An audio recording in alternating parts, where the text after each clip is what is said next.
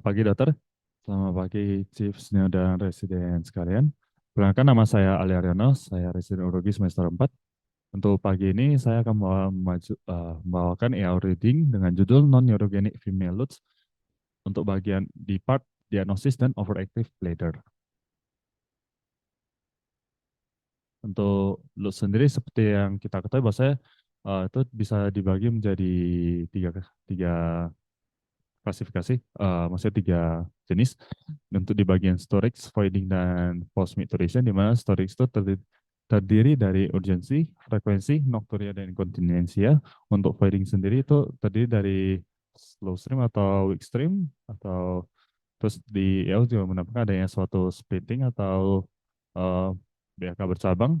Terus ada intermittency, ada hesitancy, ada straining, sampai dengan terminal dribbling. Untuk post micturition sendiri eh, adanya di end terminal end dribbling sama di incomplete emptying. Untuk mendiagnosa non-neurogenic female LUTS, biasanya pertama kali seperti pada penyakit pada umumnya, kita selalu memulai dari anamnesis dan pemeriksaan fisik. Di mana di anamnesis kita juga menanyakan dari gejala, dari riwayat penyakit, dan beberapa komorbid yang berkaitan dengan keluhan itu sendiri. Untuk pemeriksaan fisik sendiri, bisa pemeriksaan abdomen, pemeriksaan dari status urologis, melakukan rectal torsion untuk menentukan gangguan neurogeni atau tidak, bisa dengan pemeriksaan stress test juga seperti eh, meminta pasien untuk batuk, sampai dengan pemeriksaan neurologi lainnya. Ada beberapa kuesioner yang bisa digunakan untuk pasien-pasien yang datang dengan keluhan untuk terutama pada perempuan, bisa dengan uh, patient reported outcome measures, bisa menilai dengan quality of life-nya juga. Itu juga nanti karena pasien-pasien yang lulus pada perempuan ini juga biasa dapat mempengaruhi kualitas hidup pada pasien itu sendiri.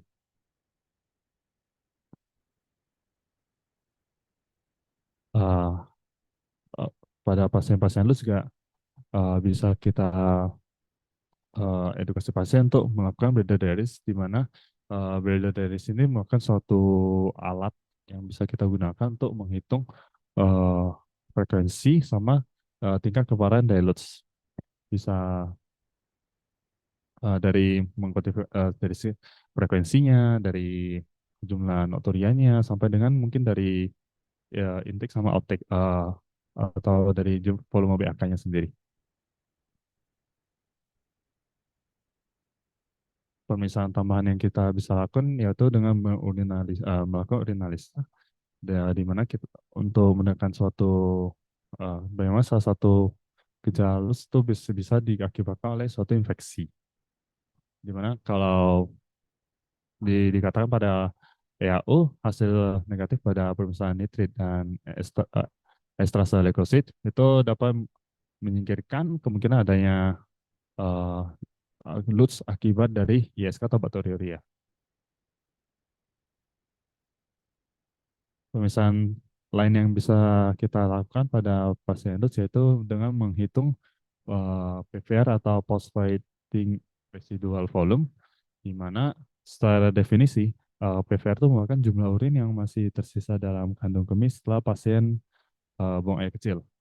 Cara fungsinya menghitung PVR sendiri atau untuk menilai efisiensi dari pH pada pasien, dan untuk menilai apakah ada hubungan dengan penyakit lain atau enggak. Untuk cara mengukurnya bisa, yang pertama bisa dengan menggunakan kateter. Setelah pasien BAK, kita memasang kateter untuk menilai jumlah urin yang keluar dari kateter, dan biasanya ini suatu cara yang lebih kurang nyaman.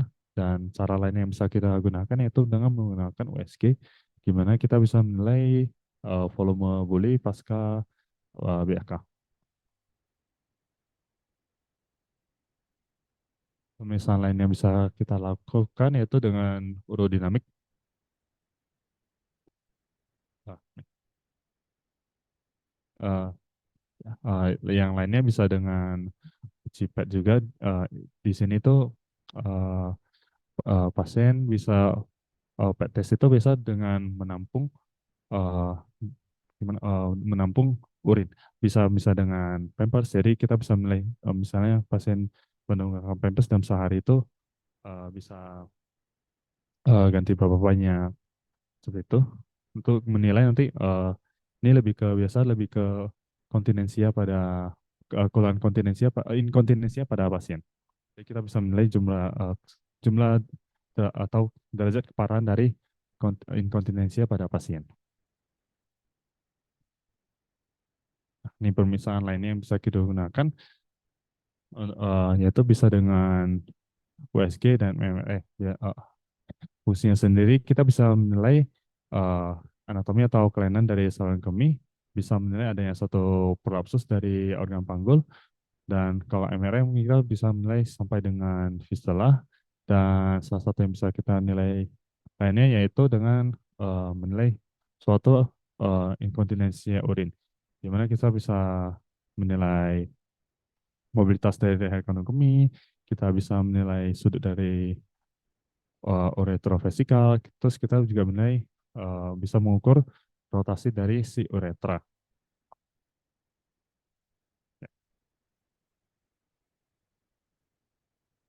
Salah satu yang bisa kita nilai juga yaitu bisa menilai ketebalan dari dinding detrusor, walaupun secara ada beberapa hipotesis yang mengatakan bahwasanya eh, keteb- eh, ketebalan dari dinding detrusor yang semakin tebal itu bisa berhubungan dengan keluhan OAB, dengan dari overactive dari bladder, walaupun secara eh, kekuatan evidence masih belum terlalu kuat dan masih membutuhkan penelitian lebih lanjut.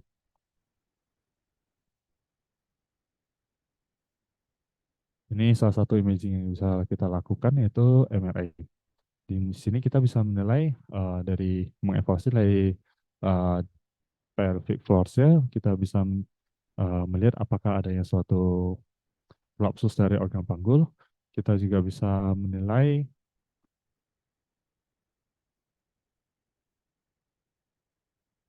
ini, adanya suatu inkontinensia ataupun inkontinensia terutama dalam uh, jenis stres. Terus kita juga bisa menilai ini fungsi keefektivitas ketika kita melakukan pemasangan sling dari ureter, apakah uh, efektivitasnya bisa membaik atau tidak. Di sini juga ada pemisahan urinary biomarker sama mikrobioma.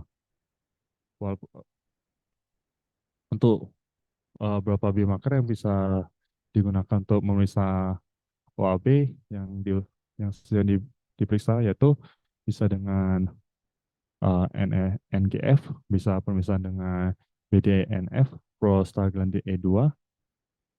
Nah, dikatakan bahwasanya biomarker ini uh, dapat apabila jumlahnya bertambah itu bisa berhubungan dengan gejala OAB. Namun untuk dari evidensinya sendiri ini masih belum kuat atau masih lemah dan masih membutuhkan pemeriksaan lebih penelitian lebih lanjut untuk supaya biomarker ini bisa digunakan secara rutin atau uh, untuk jadi pemeriksaan rutin dalam diagnosa OAB.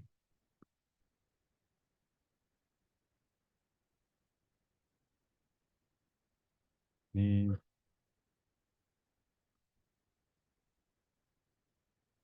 ini untuk OAB sendiri dari kita bahas OAB. Nah, kalau misalnya secara definisi OAB sendiri itu bisa didefinisikan sebagai suatu keluhan urgensi yang ditandai dengan peningkatan frekuensi BAK dan nokturia tanpa disertai adanya suatu keluhan ISK. Dan OAB sendiri ini bisa terjadi pada sekitar 11% pada orang dewasa, di mana 10%-nya itu laki-laki dan 12% pada perempuan. Untuk OAB sendiri bisa terbagi menjadi dua, OAB yang disertai dengan inkontinensia atau yang dinamakan wet OAB atau OAB yang tanpa disertai dengan inkontinensia atau dry OAB. Ini ada beberapa perusahaan urodinamik sama biomarker, namun eh, sebenarnya dari secara penelitian masih belum terlalu kuat.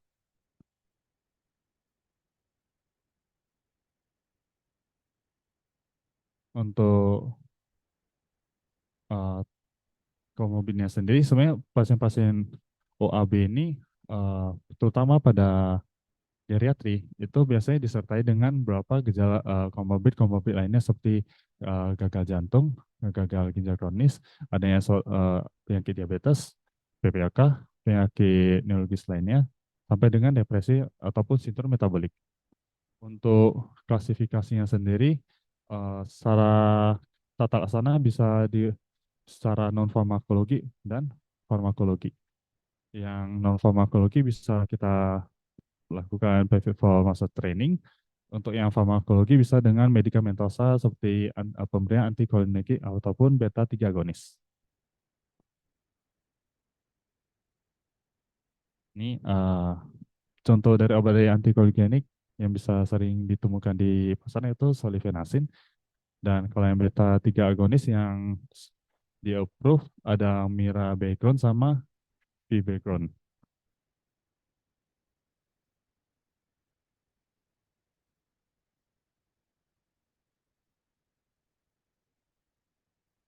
Ini terapi lainnya, cuman harus diperhatikan berapa efek samping dari penggunaan beta 3 agonis itu bisa menurunkan kognitif, semakin menurunkan fungsi kognitif terutama